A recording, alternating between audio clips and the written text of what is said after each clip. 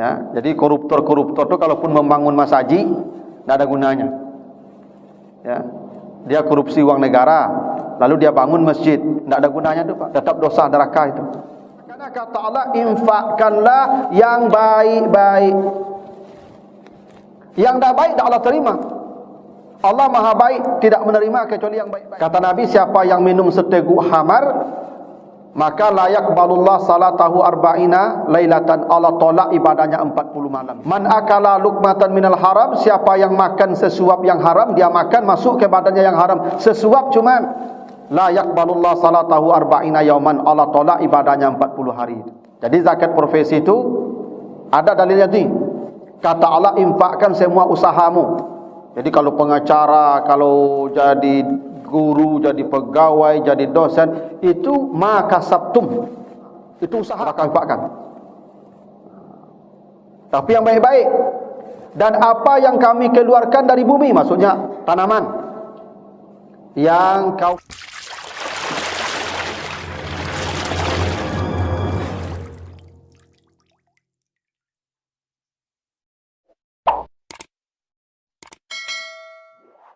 Assalamualaikum warahmatullahi wabarakatuh.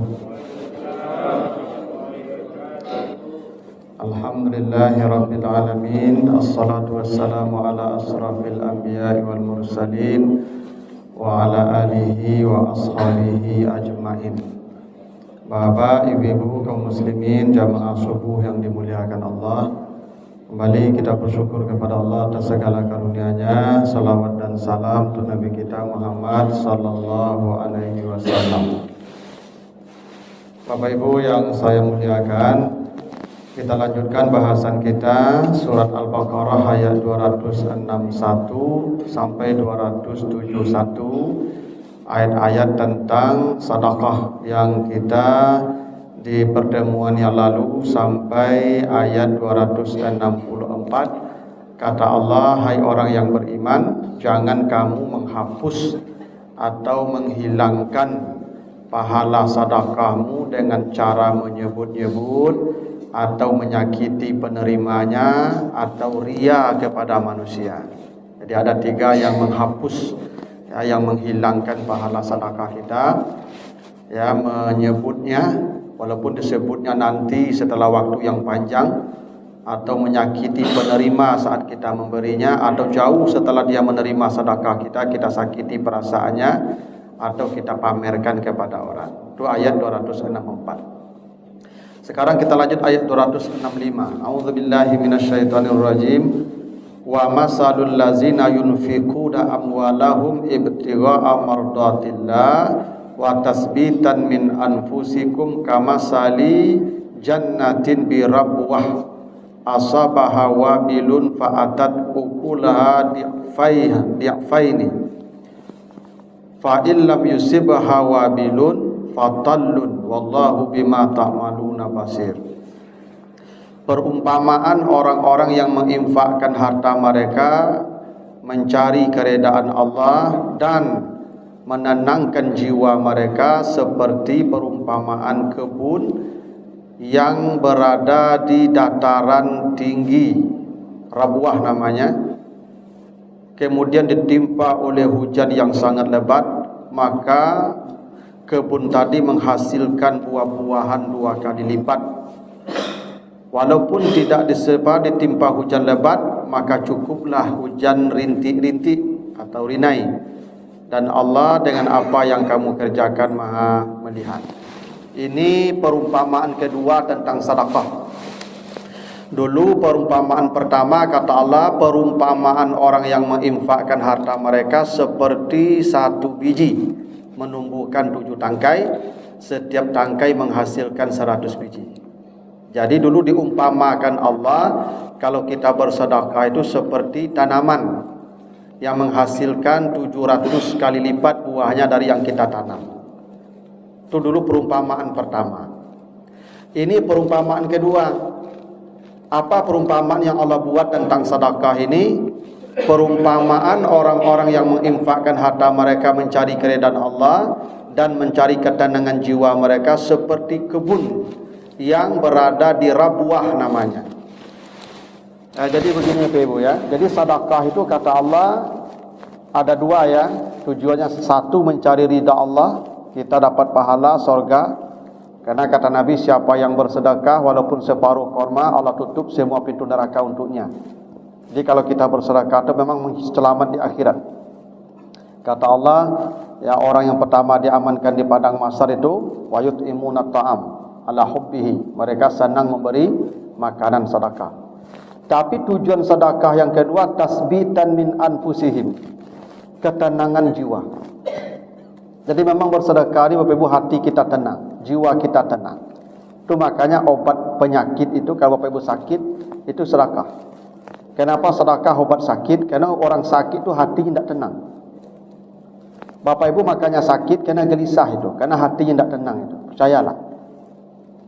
Kalau hati kita ini tidak tenang, tidur terganggu, makan terganggu. Kalau sudah yang terganggu yang dua ini berarti daya tahan tubuh kita turun dan kita akan sakit tuh. Makanya kata Allah sedekah itu tasbitan min anfusihim. Yakinlah Bapak Ibu bersedekah itu hati kita tenang.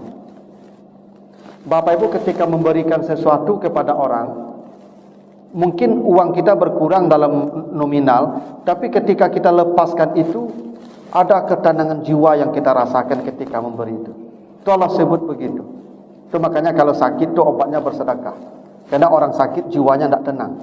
Dengan bersedekah jiwanya kemudian menjadi tenang. Makanya orang kikir itu gelisah hidupnya. Makanya kemana orang kikir itu kan hidupnya dengan penuh ketakutan dan kesedihan. Orang kalau kikir takut sehidupnya. Ya kalau hilang sesuatu lama sedih. Itu tanda dia tidak mendapatkan ketenangan hati, kikir itu. Kata Allah, perumpamaan orang yang berinfak mencari ridha Allah dan menenangkan hati mereka seperti kebun tumbuh di rabuah. Dulu begini Bapak Ibu, orang Arab itu tahu betul. Jadi di Arab itu ada lembah wadi namanya. Itu dataran rendah, di sana itu banyak rumput-rumput liar tumbuh itu dan orang mengembala ternaknya di sana, di lembah-lembah, wadi namanya. Ada jibal. Jibal itu gunung pebukitan. Pebukitan itu namanya jibal. Nah, ada rabuah. Jadi rabuah itu tanah dataran tinggi yang ada di lembah. Dia tidak lembah, tapi dia ada di lembah tapi agak tinggi posisinya. Dulu orang Arab kalau bercocok tanam mencari tempat yang namanya rabuah itu. Karena rabuah itu dia tidak basah, tidak kering. Dia ada di daerah lembah, dia tidak basah, kalau basah dia tanaman tidak baik di sana. Ya. Kalau dia kering, tanaman juga tidak baik. Maka rabuah itu tempat orang Arab dulu bercocok tanam dan itu hasil tanaman buah-buahnya berlipat-lipat itu. Itu rabuah dan orang Arab tahu itu. Jadi dibikin perumpamaan yang memang mereka kenal apa itu rabuah. Jadi orang Arab kalau menanam di rabuah itu, makanya rabuah itu dari kata raba. Raba itu artinya berlebih. Jadi tanah yang berlebih tingginya sedikit namanya rabuah. Itu maka riba disebut riba. Riba kenapa disebut riba? Karena berlebih. Dihutangkan 10.000 dibayar 11.000 itu riba. Jadi riba itu lebih artinya. Dan orang Arab tahu betul kalau menanam di sini hasilnya berlebih. Itu maka rabuah namanya. Pokoknya kalau ditanam di sini itu hasilnya tidak sama dengan di bukit, tidak sama dengan di lembah. Hasilnya berlipat berlebih dari yang lazimnya kita mendapatkan hasil bertani. Berlebih itu bahasa Arabnya riba atau rabuah. Karena itu tanah yang subur itu yang di tempat lembah tapi tinggi sedikit itu namanya rabuah. Nah, rabuah ini kalau kita menanam sesuatu di sana, kalau turun hujan lebat, itu buahnya berlipat-lipat. Jadi apapun yang kita tanam di rabuah itu buahnya berlipat-lipat kalau datang hujan lebat. Kalau di lembah kita menanam datang hujan lebat hilang dia, karena lembah itu air tergenang di sana. Kalau di bukit kita tanam nanti kalau panas kering tuh. Susah di bukit itu. Maka kata Allah kalau datang hujan lebat buahnya berlipat ganda. Kalau tidak datang hujan, cukup rintik-rintik saja buahnya pun berlipat ganda. Apa makna perumpamaan ini? sedekah itu Bapak Ibu rabuah, membuat harta kita berlebih. Kalau kita tanam ini berlipat-lipat nanti hasilnya, itu namanya rabuah. Seperti orang yang menanam, orang Arab menanam sesuatu di tempat yang disebut rabuah tadi. Hujan sedikit saja tetap berlipat ganda hasilnya. Itu kenapa Bapak Ibu kalau baca nanti di Al-Baqarah 276 itu kalau saya tidak salah. Kata Allah, Allah menghapuskan riba. Yamhaqullahu riba. Riba itu dihapuskan Allah. Wa yurbis sadaqah. Ada kata yurbi di situ. Yurbi as-sadaqah. Dari kata rabuah juga tuh. Ya, yurbi itu kata raba. Allah kembangkan sedekah. Yang riba Allah punahkan, kata Allah, yamhaqullahu riba wa yurbis sadaqat. Yurbi dia kata rabuah ini. Rabuah dia kata yurbi itu. Allah tumbuh kembangkan harta yang disedekahkan. Itu kenapa kata Nabi Ibu, mana kasal malu min sadaqah. Harta tidak akan pernah berkurang disebabkan sedekah. Tidak pernah berkurang kata Nabi. Bal yazdad, bal yazdad, bal yazdad. Tetapi harta itu akan terus bertambah dan bertumbuh kembang. Bapak Ibu, rasanya kita tidak pernah mendengar orang yang berkeluh kesah karena rajin bersedekah lalu jatuh miskin. Tidak pernah. Karena sudah dijamin Allah, wa yurbi as-sadaqah. Allah tumbuh kembangkan apa yang disedekahkan itu. Itu kenapa Bapak Ibu kalau ada orang berhutang kepada kita, dia berhutang dan dia tidak bisa lagi membayar hutangnya. Ya, sulit membayar hutang atau kesulitan. Bisa jadi dia sulit bayar hutang atau kesulitan bayar hutang. Kata Allah, fanaziratun ila maisarah. Pilihan pertama tambah waktu pelunasan. Kalau dia sulit bayar hutang atau kesulitan, tambah waktunya. Atau antasaddaku khairul lakum. Kalau kau sedekahkan saja, itulah yang paling baik, kata Allah. Jadi kalau ada orang berhutang ke kita, Pak, kalau dia tidak bisa lagi bayar atau tidak mau membayar, kata Allah, engkau jadikan sedekah itu lebih baik. Kenapa? Begitu kita jadikan sedekah, yurbis sadaqat, hartamu dikembangkan Allah. Ini janji Allah yang pasti, yang kadang kita sulit mempercayainya, Pak. Bila kau jadikan itu sedekah, hutang dia itu, Allah kembangkan langsung hartamu. Wa yurbis sadaqah. Jadi kata Allah, sedekah itu tidak pernah merugi. Dia akan menumbuh kembangkan harta kita seperti orang yang menanam di rabuah tadi. Bukan hanya tanaman, bukan hanya tempatnya rabuah, tapi hasilnya juga riba. Maksudnya bertumbuh kembang, rabuah. Makanya Bapak Ibu, ahli sedekah itu tidak akan pernah merasa takut, tidak akan pernah merasa sedih. Begitu kata Allah. Kenapa? Karena hartanya akan terus dikembangkan oleh Allah. Allah yang mengembangkannya. Wa yurbis sadaqah. Itu rabuah tadi. Maka Allah bikin perumpamaan seperti ini. Orang yang menginfakkan hartanya seperti orang yang menanam di kebun yang ada di rabuah.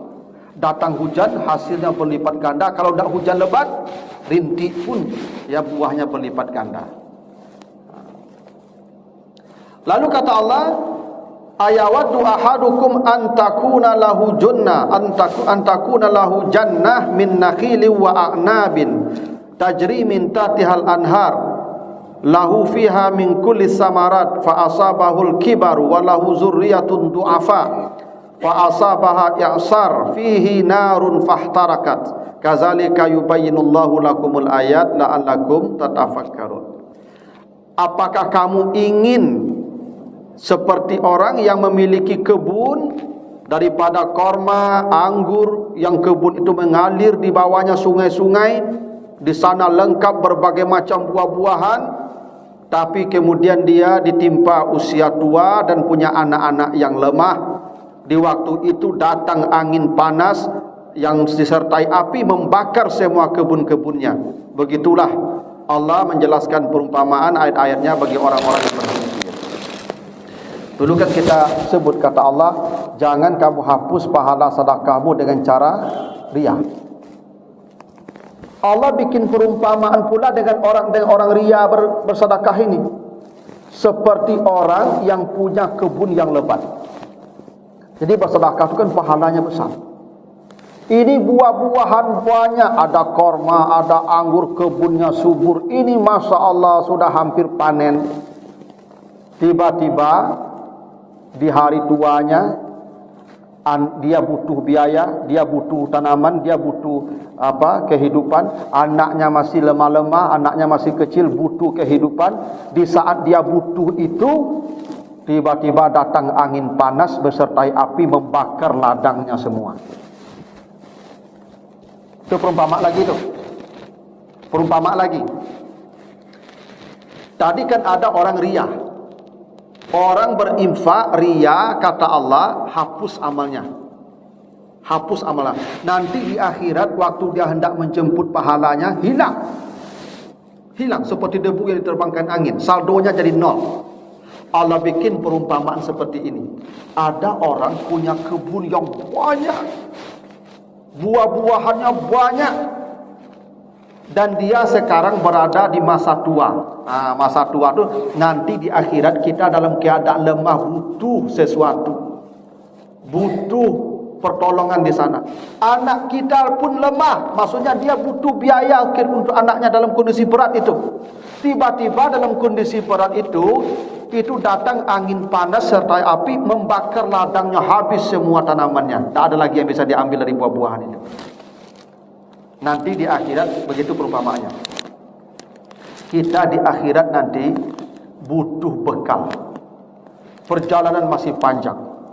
Mulai dari padang mahsyar sampai nanti dihisab, sampai nanti di mizan, sampai nanti di sirat. Kita butuh amal untuk melewati semua itu. Tiba-tiba kita punya banyak amal tapi hilang seketika. Kenapa? Ria. Jadi ayat 266 ini perumpamaan ria tadi. Dulu ada perumpamaan sebelumnya seperti batu licin, gitu ya. Yang di situ ada tanah seperti keramik atau batu granit, ada tanah debu. Ditimpa hujan lebat, maka hilang semua. Itu perumpamaan pertama dulu. Ya, perumpamaan ria itu seperti batu licin. Namanya safwan, batu licin. Lalu di situ ada tanah menempel di batu licin, datang hujan lebat, hilang. Ini perumpamaan kedua tentang ria. Apa perumpamaan kedua itu? Orang punya kebun, buah-buahnya banyak, itu siap panen, dia berada di masa tua ketika itu, butuh kehidupan, butuh biaya banyak, anaknya masih lemah, kecil-kecil, butuh biaya. Tiba-tiba saat kita membutuhkan biaya, mau panen, alhamdulillah mau panen nih, tiba-tiba terbakar ladang kita. Begitulah pedihnya nanti perasaan orang-orang yang ria di akhirat. Ketika dia bersiap-siap menjemput pahalanya, tiba-tiba pahalanya hilang. Itu kenapa Bapak Ibu bersedekah itu usahakan setersembunyi mungkin. Itu kenapa manusia yang diamankan di padang mahsyar dari 7 manusia yang selamat itu kata Nabi siapa? Rajulun tasaddaqa bisadaqatin fa akhfaha. Orang yang bersedekah dengan satu sedekah hingga ketika tangan kanannya memberi, tangan kirinya pun tak tahu apa yang diberikan tangan kanannya. Ya. Jadi Bapak Ibu, sedekah itu yang paling afdal tutupi. Hingga penerimanya pun kalau perlu kita tak tahu siapa. Makanya ada sebagian orang bersedekah itu Bapak Ibu, itu ditaruh saja di tempat tertentu. Nanti siapa yang mendapatkan kepada dialah dia bersedekah. Ini perumpamaan orang yang ria dalam sedekahnya. Lalu kata Allah, ya ayyuhallazina amanu anfiqu min thayyibati ma kasabtum wa mimma akhrajna lakum minal ardi wa la tayammamul khabisa minhu tunfiquna wa lastum biakhizi illa an tughmidu fihi wa alamu anallaha ghaniyyun hamid. hai orang yang beriman, infakkanlah dari yang baik-baik dari hasil usahamu dan dari apa yang kami keluarkan untukmu dari bumi. Dan janganlah kamu mengeluarkan sesuatu yang buruk lalu kamu infakkan sementara kamu tidak mau mengambilnya kecuali dengan memejamkan mata. Dan ketahuilah bahwa Allah Maha Kaya lagi Maha Terpuji. Jadi kata Allah, kalau kita mau berinfak, maka infakkanlah yang baik-baik. Jadi kalau mencuri ibu tu disedekahkan, mencuri tidak ada pahalanya tu, dosa. Ya, jadi koruptor-koruptor tu kalaupun membangun masjid tidak ada gunanya. Ya, dia korupsi uang negara, lalu dia bangun masjid, tidak ada gunanya tu, Pak. Tetap dosa neraka itu. Kenapa? Karena kata Allah, infakkanlah yang baik-baik. Yang dah baik dah Allah terima. Allah Maha baik, tidak menerima kecuali yang baik-baik. Jangankan bapak berinfak yang haram, ibu bapak makan yang haram, minum yang haram saja ibadahnya 40 hari tolak tu. Kata Nabi, siapa yang minum seteguk hamar, maka layak balullah salatahu arba'ina lailatan, Allah tolak ibadahnya 40 malam itu. Man akala lukmatan minal haram, siapa yang makan sesuap yang haram, dia makan masuk ke badannya yang haram, sesuap cuman, layak balullah salatahu arba'ina yauman, Allah tolak ibadahnya 40 hari itu. Makan yang haram saja, minum yang haram saja, satu teguk, satu suap, tidak diterima Allah ibadah kita, apalagi bersedekah yang haram. Kata Allah, kalau berinfak yang baik-baik, infakkan dari hasil usahamu. Inilah yang menjadi dalil adanya zakat profesi. Jadi zakat profesi itu ada dalilnya ni. Kata Allah, infakkan semua usahamu. Jadi kalau pengacara, kalau jadi guru, jadi pegawai, jadi dosen, itu makasabtum, itu usaha. Serahkan, infakkan. Tapi yang baik-baik. Dan apa yang kami keluarkan dari bumi, maksudnya tanaman yang kau tanam, maka ada zakat hasil pertanian. Karena kami keluarkan dari bumi, udah kau sedekah, infakkan, kau sedekahkan. Ya, ada yang 10%, ada yang 5%, tergantung kondisi pertaniannya. Kalau airnya dari tanah, kalau airnya dari sungai atau dari langit, 10% setiap kali panen. Kalau airnya diangkutkan atau ada biaya, maka 5% setiap kali panen. Mau begitu kata Allah. Atau kamu keluarkan emas, ada zakatnya, ada sedekahnya. Atau ya minyak, atau semua barang-barang yang kamu keluarkan dari tanah, itu infakkan, sedekahkan. Kata Allah, kalau kamu menginfakkan sesuatu, jangan yang buruk, yang kamu sendiri kalau mengambilnya memejamkan mata. Ada orang ini bersedekah, Ibu, dia sendiri tidak mau dengan harta itu, dengan barang itu, baru disedekahkan. Makanya Bapak Ibu, coba baca di Al-Insan ayat 8 itu, mereka kalau kasih makanan yang diamankan di padang mahsyar itu, wa yut'imunat ta'am ala hubbihi, makanan yang dikasihkan ke orang itu yang paling dia cintai makanan itu, ala hubbihi. Kadang-kadang ada awak ke bersedekah Bapak Ibu daripada tak campak.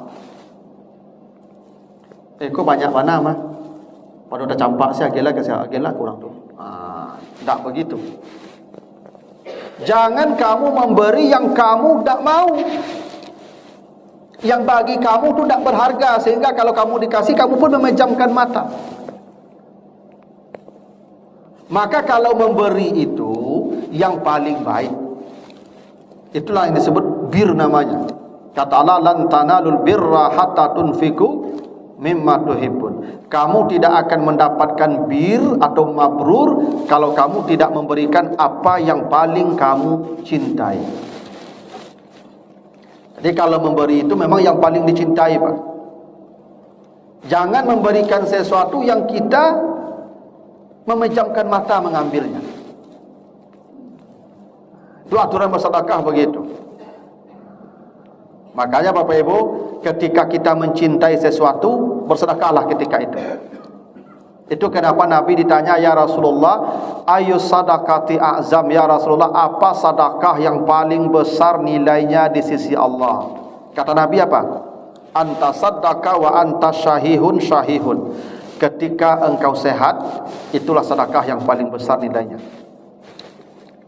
Jadi sedekah yang paling besar nilainya Pak ketika sehat. Bakut ketika sehat awak bersedekah Pak.